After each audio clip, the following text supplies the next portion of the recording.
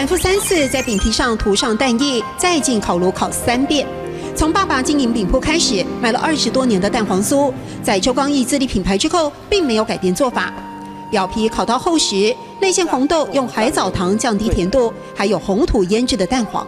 那其实啊，现在很多的咸鸭蛋啊，它都是变成说它，都是用化学的腌制的方式。我们当初为了光找这个鸭蛋啊，我们还去嘉义找了很多蛋商。选料要讲究，因为爸爸传承的观念是要自己敢吃的才能卖给消费者。我们做的这个地瓜跟芋头啊，就是标榜就是全部用纯天然的，不用防腐剂，不加色素，做工就得根据材料特性多注意细节。这头尾一定要去，不去不行，因为它头尾啊，变说都是比较结实的部分，那越烤会越硬。周刚义迅速用地瓜包覆乳酪块，避免乳酪和空气接触过久流失水分。另一头，芋头在空气中也会氧化变硬，削皮3分钟之内就要搅拌。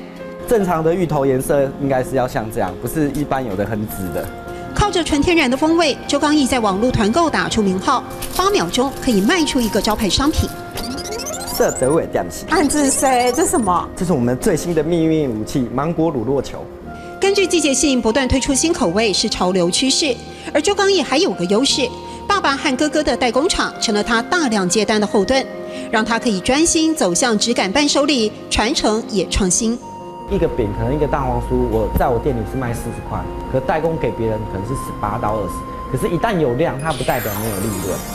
老饼铺第2代开创新品牌，从网络市场看出需求，创造差异性，5年拼出了亮眼的成绩。而家人之间从合伙变成合作，也造就了新的成功模式。色德味店型，暗自塞；色德味店型，暗自塞。